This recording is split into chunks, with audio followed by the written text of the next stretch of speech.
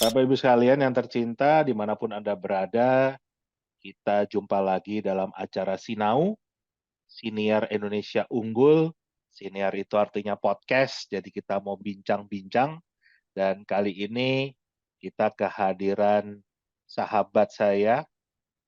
Beliau ini adalah pengamat kebijakan publik sekaligus guru besar Universitas Pendidikan Indonesia. Halo, Prof. Cewan, Prof. Cecep Darmawan. Apa kabar, Prof? Ya, alhamdulillah sehat, Pak Indra, sehat selalu. Alhamdulillah. Lama kita nggak jumpa ya, kita nggak. Iya, tapi sibuk Pak Indranya. Siap. Nanti kita mulai lagi nih, Prof. Bahas topik-topik kebijakan publik, topik-topik eh, pendidikan, ya kan? Nah, ini kebetulan Ya, punya berita yang cukup menghebohkan, nih, yang berhubungan dengan pemagangan mahasiswa. Nah, saya bacakan dulu, Prof, ya, beritanya nih. ya, silakan. Jadi, ini diambil dari inilah.com. Judulnya 33 universitas diduga terlibat TPPO berkedok magang ke Jerman. 1.400 mahasiswa jadi korban. Wah, banyak sekali korbannya. Direktorat Tindak Pidana Umum di Tipindum Baris Krim Polri mengungkap kasus dugaan tindak pidana perdagangan orang atau TTPO dengan modus program magang untuk mahasiswa ke Jerman atau Foreign Job. Direktur Tipidum Baris Krim Polri, Brigjen Pol Juhandani Raharjo Puro, mengatakan dalam kasus ini diduga ada keterlibatan 33 kampus atau universitas. Bahkan korban dalam Oh, kasus perdagangan manusia yang diduga dilakukan oleh pihak universitas ini mencapai 1.047 mahasiswa. Hasil yang didapatkan dari KBRI bahwa program ini dijalankan oleh 33 universitas yang ada di Indonesia dengan total mahasiswa yang diberangkatkan sebanyak 1.047 mahasiswa yang terbagi di 3 agen tenaga kerja di Jerman. Katanya seperti dikutip hari Kamis yang lalu. Dia mengatakan Polri sudah menetapkan 5 orang sebagai tersangka, terdiri atas 3 orang perempuan dan 2 orang laki-laki. Nah, ini nih, Prof. ya, Cukup mengagetkan nih, Prof. Gimana tanggapan Prof. ya, Cawan pada berita ini? tentu bukan hanya mengagetkan, tapi keprihatinan ya. Ya, Yang semestinya perguruan tinggi itu menjadi sandaran cita-cita para mahasiswa gitu ya. ya, Ini nampaknya ada kekeliruan dalam manajemen atau pengelolaan, ya khususnya MBKM. Kita tidak hanya sekedar menyalahkan pihak-pihak yang menyalahgunakan ya pihak luar kampus ya yang menyalahgunakan program ini, tapi juga semestinya pihak kampus sih menurut saya harusnya punya SOP yang jelas ya. Cek and dicek gitu program ini gimana gitu. Apalagi ini sudah menyangkut antar negara ya ke luar negeri ke ya. Jerman dan bukan hanya kampus ini yang mengagetkan saya Pak Indra, 33 kampus. Kalau Kalau satu satu dua dua kampus mungkin masih ya walaupun itu juga tetap ya ya, prihatin tapi ya apa no kalau 33 ini kan seakan-akan rombongan gitu ya bareng-bareng gitu. ya, Kesalahan yang ya, sistematis gitu ini bareng-bareng. ya, Nah, hemat saya sih tadi ya selain SOP-nya yang harus diperbaiki juga menyangkut soal pengawasan. Ya, jadi, taruhlah kalau itu pun apa dilakukan pembenahan dari awal, sebetulnya SOP-nya kan harusnya sudah jelas Pak Indra ya. ya, SOP-nya itu misalnya apakah ini boleh nggak kerjasama dengan apa luar negeri dengan perusahaan seperti itu gitu ya. Apalagi ini kan ya, diindikasi fiktif ya Pak Indra ya. Gitu ini sih fiktif dan tergolong tadi apa perdagangan manusia, aduh ngeri banget itu. Ya bisa dan kalau ini menjadi isu internasional kan Ya soal HAM gitu ya, terus ya banyak hal lah yang harus harus di apa ya, introspeksi lah ya, kita sebagai perguruan tinggi harusnya introspeksi dan kementerian juga begitu. Ya. Tidak mudah karena ingin tercatat dengan reputasi internasional global gitu ya. Tapi programnya malah ini disalahgunakan dan program abal-abal ya. Bukan hanya abal-abal, tapi ini sebenarnya sudah menyangkut soal dignity lah menurut saya ya, harga diri kita gitu sebagai warga negara ya seperti itu. Dan kampus harusnya sih cepat ya begitu ada persoalan gitu dilihat nih bener nggak ini program gitu ya. Ini malah malah kompak 33 kampus ya. Berarti kampus kita sebenarnya lemah ya dari sisi pengawasan manajerial gitu ya, dan Ya. mungkin juga lemah juga koordinasi dengan institusi lainnya. Kan harusnya kalau dengan luar negeri ya, dengan Kemenlu dilibatkan gitu ya. Mhm. Mungkin dengan kepolisian juga harus dilibatkan. Misalnya ini kan menyangkut juga takutnya tadi ya penipuan seperti ini gitu. Nah, Ya. kepolisian. Jadi di SOP lah ditulis dengan jelas Pak Indra. Siapa melakukan apa, bagaimana, itu harusnya di SOP. Ya, kita belum tahu ya SOP-nya kok bisa seperti ini. Nah, Gitu sebetulnya sementara. yang saya mau tanya nih, Prof. Sebetulnya aturan MBKM itu yang dari Kemendikbud itu seperti apa sih? Ada jelas nggak tadi yang Prof katakan SOP itu kalau mau kerjasama kan Mm-mm. karena didorong juga untuk magang kan sebetulnya apa Ya. MBKM ini kan gitu untuk didorong keluar kampus untuk magang gitu. Tapi tadi SOP-nya sendiri ada nggak dalam MBKM itu? Sebenarnya kalau lihat dari regulasinya ada ya Pak Indra ya. Oke. Anda cuma satu itu harus dievaluasi SOP-nya. Ya, apalagi menyangkut dengan program ke luar negeri. Ya, sementara ini memang selama ini kampus lebih banyak sih di dalam ya. Beberapa memang keluar gitu. Tapi lebih banyak sebetulnya yang BKM itu di dalam. Antar kampus gitu, antar provinsi gitu ya, antar kampusnya. Itu yang lebih banyak. Tetapi memang keluar juga didorong. Karena ini juga jadi mempengaruhi IKU ya, mempengaruhi rating-rating perguruan tinggi, kesananya gengsi juga gitu ya, gitu. Jadi ada kecenderungan begitu.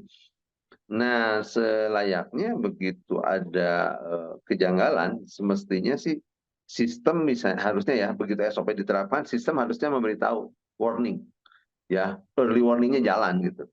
Ini kedetek nih perusahaan apa nih gitu ya. Perusahaan bidang apa nih? Kok tahu-tahu begini. Apalagi saya baca sih itunya bayaran juga mahal juga itu mahasiswa ya, Oh iya, gitu. apa Dan di puluhan sana puluhan juta, Prof. mm-mm, betul. Dan di sana juga ternyata tidak seperti magang di perusahaan ya. Ini jadi kasihan juga lah mahasiswa. Dan kementerian harusnya dari awal warning ya begitu approve bisa perguruan tinggi itu harusnya pihak kementerian tahu, terus ngasih tahu nih ini mah ilegal, ini mah bermasalah, nah gitu harusnya sistemnya. Iya, Jadi jangan iya, sudah terjadi baru ada kasus baru kemudian kebakaran jenggot semua gitu ya. iya, iya. Gitu. Nah, jadi kalau ditanya regulasi saya yakin ada ya SOP itu, cuma memang kelihatannya tidak seketat yang kita duga ya. Buktinya ini bisa bocornya di 33 kampus gitu. Ya, Oke. kedua, minim pengawasan betul. Ketiganya tadi terlalu terlalu international minded ya, seakan-akan gitu global minded ya. Soalnya kalau ke luar tuh merasa lebih lebih apa gitu lah. Ya, lebih hebat lah Nah, gitu. gengsinya naik gitu, Prof. Ya. Punya Tadi pengalaman saya kerja. katakan gengsi, ujung-ujungnya gengsi ya, peringkatan gengsi. Memang pemerintah sendiri yang menurut saya juga kurang bijak ya. Apa-apa dikit-dikit kan dikaitkan dengan iku gitu. Ya, kalau Ya. podcast kayak gini nggak ada ikunya Pak Indra. Nah, gini, Prof.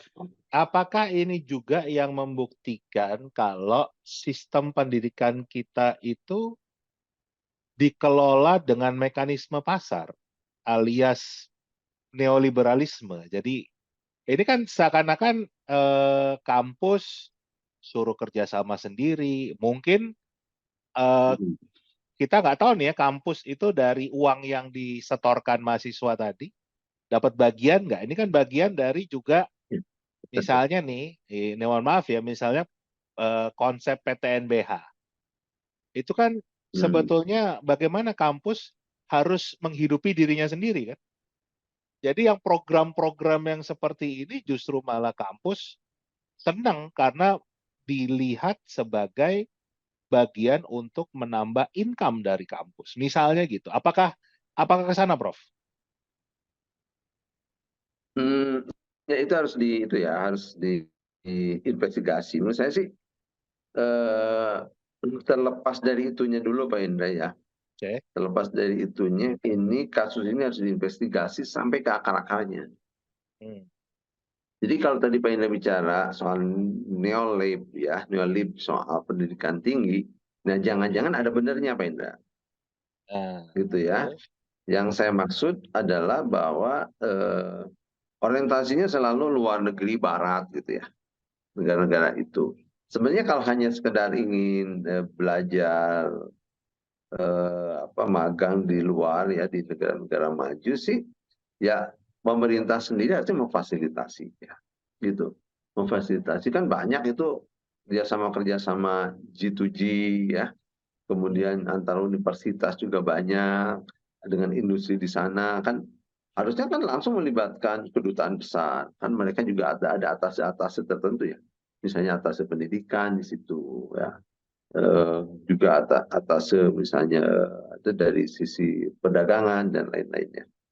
Nah, ini kelihatannya program ini terlalu instan ya, terlalu apa cari jalan pintas gitu.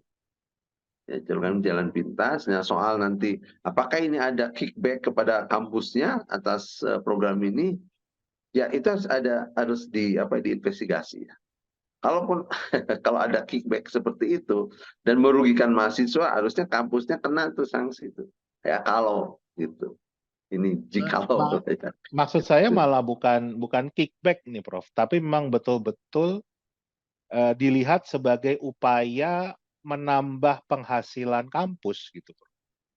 Jadi Income, semacam income, ya, income. jadi bukan untuk personal orangnya ya, gitu loh. Ini kan, oh ya kita kerjasamakan aja Hmm. dibagi ini kan gitu. Maksudnya gini loh, Prof. Ini kan Ya, ya, saya paham. makanya Ada dua apa? kemungkinan, Pak Indra. Hmm, Ada dua kemungkinan ya. Tadi kalau polanya kerjasama, kemudian si kampus dapat fee sekian dari pola kerjasamanya, bisa ya, ya ya. di akhir gitu, Hmm, di akhir atau di awal. ya. Nah, kita belum tahu persis ya soal Hmm, itunya. Tapi yang jelas, saya sih ingin kementerian harus serius menuntaskan ini dengan menerjunkan tim investigasi. oke, Ya, dibuka transparansi, akuntabel. Buka tuh pihak mana yang salah, menekan sanksi. oke. Kemudian feedback juga. Jangan-jangan kesalahan itu adalah runtutan dari policy atau kebijakan MPKM di kementerian yang tidak ketat ya, Oke. gitu. Tidak menjamin terhadap program ini secara baik. Kalau itu berarti jadi nanti ada apa sanksinya juga kena kepada yang buat SOP gitu. Nah itu Prof, sebetulnya Tapi saya, terlepas itu sih saya, ya lanjut Prof, lanjut, lanjut Prof. ya kenapa? Saya ingin Ya menarik malah terlepas dari lebih, itu artinya menurut saya lanjut, lanjut Prof. harusnya bukan hanya program ini yang diinvestigasi dan dievaluasi ya. Seluruh program MBKM harusnya dievaluasi dengan kejadian ini. Ya, Ah, ya, ya, ya. walaupun tidak kelihatan kasus per kasus di dalam negeri gitu, tapi ini modus yang terjadi di luar itu jangan sampai gitu ya, dibawa modusnya juga ke dalam, Pak Indra, atau Hmm, di negara-negara lain ya. gitu. Nah, oleh karenanya menurut saya sih harus segera diinvestigasi, dievaluasi, kemudian menjadi feedback untuk perbaikan lebih lebih lanjut. lanjut. Iya. Siap. Saya mau narik lebih lebih jauh lagi nih, Prof. Lebih luas lagi, lebih holistik lagi. Tadi pertanyaan saya, eh, tadi loh, ada kesan pendidikan Indonesia ini memang dikelolanya dengan mekanisme pasar gitu, Prof. Artinya tidak dikontrol betul-betul untuk sebetulnya mau dibawa kemana arahnya. Contoh nih nyambung kasus yang saya katakan dilempar ke mekanisme pasar. Belum lama ini kan ada kasus di ITB, Prof, yang para mahasiswa yang nggak bisa membayar Ya, pinjol. UKT dilempar ke pinjol kan, itu kan jadi dilempar ke pasar kan Ya, gitu loh. Suruh nyari nyari solusi sendiri, bukan negara hadir untuk misalnya bagaimana memastikan uang kuliah itu terjangkau buat semua, apalagi bicara PTN ya. Kemudian dalam hal ya, ini misalnya, gimana harus memastikan dalam proses mereka kuliah juga punya pengalaman kerja yang mumpuni sehingga begitu begitu lulus mereka memang sudah memiliki keterampilan yang bisa diterima oleh dunia kerja. Tapi nggak dilempar ke pasar gitu, Prof. Dikelola dengan baik oleh kementerian tadi. Kalau pandangan Prof. Cewan gimana? ya, bahkan kalau saya sih, Bapak Indah, bukan hanya pada aspek itu ya. Nah, Lebih jauh dari itu adalah oke. sebetulnya kita mempertanyakan filosofis pendidikan kita selama ini. Nah, itu ya ya ya. Itu ya. Ah, ya. Misalnya kan kalau kita belajar filsafat pendidikan itu kan ada perennialisme, ya, Oh, ada progresivisme gitu. ya, Ya, ada rekonstruksivisme.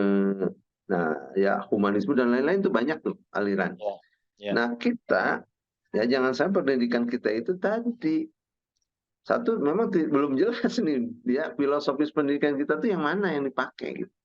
ya, Memang kalau dalam undang-undang dikti, undang-undang Sisdiknas ya sudah jelas gitu pendidikan berdasarkan Pancasila. Nah, gitu ya. ya, Itunya ya, situ. Cuma ya, menjabarkan bagaimana menurunkan ya filosofis pendidikan Pancasila dalam tataran implementasi hmm, baik pada tataran regulasi maupun praktek-praktek ya polisinya, kebijakannya. Nah, ini yang belum jelas menurut saya. Belum jelas. Sehingga tadi kalau ada dugaan kita jangan-jangan terseret neolib gitu ya, pendidikan kita ya bisa jadi karena ketidakjelasan tadi menjabarkan bagaimana nilai-nilai ideal filsafat Pancasila dalam bidang pendidikan itu ya kepada ranah yang praksis, yang implementatif gitu ya. hmm, oke, Ya kalau kalau ilmu yang saya pelajari dari nilai ideal ke nilai instrumental dan nilai praksis gitu. Ya nilai bagaimana sih nilai instrumentalnya gitu dan nilai praksisnya gimana nih? Ya ya, filsafat pendidikan Pancasila yang filsafat pendidikan yang berdasarkan Pancasila itu seperti apa ya. Jadi bukan hanya label misalnya profil pelajar Pancasila ini itu baru label tuh ya baru label karena juga It, substansinya banyak mempertanyakan soal itu. itu Ya, pun jadi diakui tidak kembali ke diambil dari persoalan Pancasila loh, Prof. Profil pelajar Pancasila itu tidak ya diambil karena dari namanya itu nilai ya Pancasila. ya itu sudah saya tulis sih kalau yang itu Hendra ya Ya, beberapa ya, ya, waktu lalu di media saya tulis tuh masukan saya soal itu. Karena di dalamnya juga tidak semua nilai ada kompetensi ya campur-campur menurut saya nggak jelas naskah akademiknya tuh profil pelajar Pancasila tuh nggak jelas naskah akademiknya. Mungkin yang nyusunnya bukan orang keluarga orang Pancasila dan keluarga negaraan. Eh, jadi begitu hasilnya. Oke itu soal lain lah di podcast yang lain. Tapi ya. ini betul ya. Jadi kalau tadi MBKM ini sebetulnya Mhm. saya sih melihat gini Pak Ida.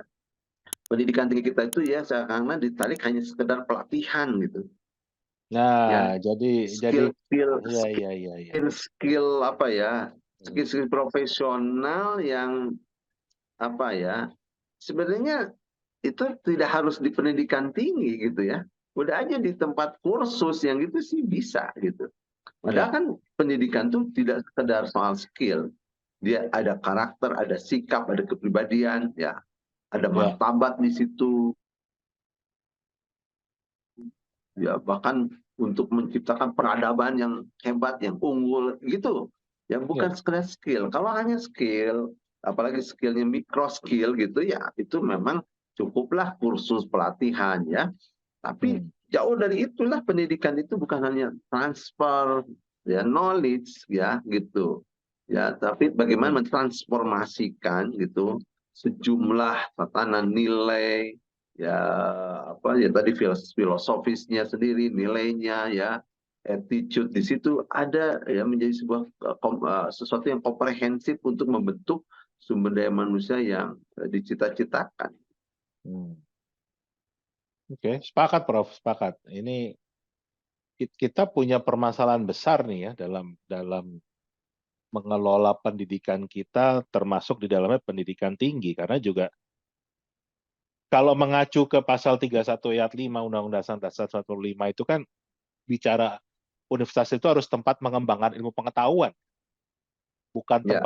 bukan tempat pelatihan kan gitu, untuk menyiapkan, kalaupun mau dibuat tempat vokasi ya kan, harusnya ekosistemnya ya seperti Jerman dan Belanda, di mana antara industri dan kampus itu memang sangat erat, Ya, dan justru R&D-nya ada di sana kan gitu.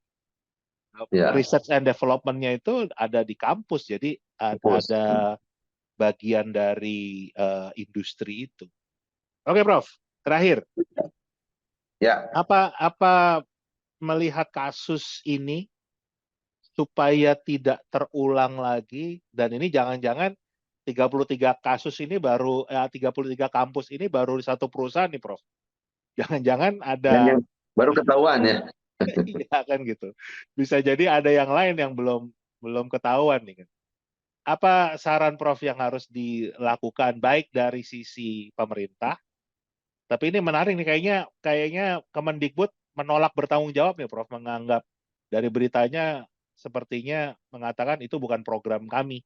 Jadi kami nggak bertanggung jawab gitu. Padahal mereka kan harusnya bagian dari yang melindungi segenap Ya, bangsa dan seluruh tumpah darah kan. Dan juga dari sisi mahasiswanya, apa Prof solusi dari Prof, saran dari Prof melihat kondisi ini? ya,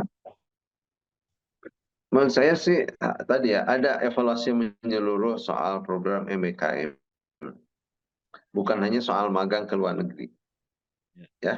Jadi ini momentum yang baik untuk introspeksi. Sebenarnya MBKM itu ya, dari sisi positifnya mungkin banyak, tapi dari sisi negatifnya apa? Nah, itu ya. Ya, itu tuh harus dilihat kembali. Jadi dievaluasi secara menyeluruh, termasuk juga program-programnya. Ya, apakah dengan eh, diekuivalenkan 20 SKS itu sesuatu yang sudah given gitu ya. Artinya sudah dikaji dengan baik dan segala macam. Ya. Kedua, kalau ada kasus seperti ini berarti kan, apalagi menyangkut 33 kampus ini, berarti ini ada mekanisme atau saya tadi sebut SOP yang bolong-bolong lah ya. Dan pemerintah saya kira tidak boleh juga melepas tanggung jawab ya. Karena kan perguruan tinggi mau tidak mau itu kan dia menjalankan program itu, walaupun diklaim oleh pemerintah bahwa itu bukan program kami. Artinya menyebut bukan program kami harusnya di awal ya, bukan ketika ada kasus. Ya. Itu harusnya di awal. Itu bukan program kami. Anda jangan kerjasama dengan ini. Anda jangan gini gitu dari awal. Gitu. Seperti saya nitipkan suatu pada Pak Indra ya. Pak Indra coba ke sana gitu. Nah, Pak Indra menjalankan tugas saya, terus Pak Indra salah. Terus saya, Pak Indra kenapa salah? Nah, kan kayak gitu. Ya saya juga harus tanggung jawab karena saya meminta Pak Indra ke jalan itu gitu. Ya. Nah, jadi menurut saya pemerintah harus tanggung jawab ya, tidak sekedar lepas tanggung jawab, jangan lepas tanggung jawab maksudnya ya, jangan lepas tanggung jawab, tapi harus tanggung jawab. Coba diurai ya, letaknya di mana sih bisa bolong seperti ini gitu. Nah, soal mahasiswa harus diselamatkan. Mahasiswa diselamatkan, dia kan korban, ya. Mahasiswa itu korban dari sebuah program resmi loh, ya, dari kampusnya, yang kampus mengklaim juga itu program dari pemerintah, kan gitu, ya.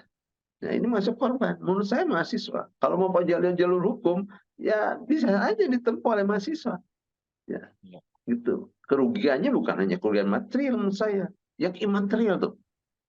Ya, bahkan ini wajah kita di luar negeri gitu. Ya, wajah perguruan tinggi kita di luar negeri. Nah, itu yang menurut saya ini bukan persoalan yang sederhana, Pak Indra.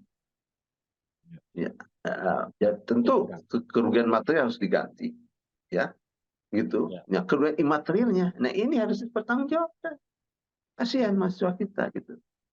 Jadi menurut saya sih evaluasi menyeluruh lah, ya, MBKM ini, ya, yang program yang real-real aja, yang artinya ya tadi jangan sampai programnya muluk-muluk itu bagus, ya. Tapi sebenarnya perguruan tinggi sendiri kan hak punya yang disebut dengan profil lulusan. Istilah saya itu MBKM jangan mengacak-ngacak juga kurikulum profil-profil lulusan itu, gitu ya. Gitu. Siap. Gitu aja mungkin dari saya, Pak Indra. Ya, sekali Oke. lagi mohon pemerintah turut bertanggung jawab dan menyelamatkan para mahasiswa. Oke. Siap, Prof. Terima kasih sekali atas sharingnya. Mudah-mudahan apa yang kita diskusikan ini bisa didengar oleh para pembuat kebijakan dan tentunya harapan kita ada perbaikan ya, supaya tidak terulang lagi dan ujungnya memang kita bisa punya mahasiswa yang betul-betul sesuai dengan kebutuhan Indonesia, kebutuhan dunia kan gitu, bukan malah dimanfaatkan oleh pihak-pihak tertentu menjadi budak. Ini kan jadi budak nih kalau perdagangan orang. Prof, ini ngeri sekali Ya, di zaman yang sangat modern. Oke, Prof, sekali lagi terima kasih, sukses selalu. Bapak Ibu ya, sekalian, demikianlah sama-sama. bincang-bincang Sukses, Pak Indra. kami dengan Prof. Cecep Darmawan.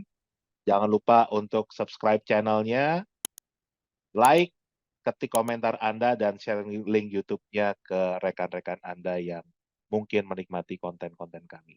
Sampai jumpa lagi di topik yang berbeda.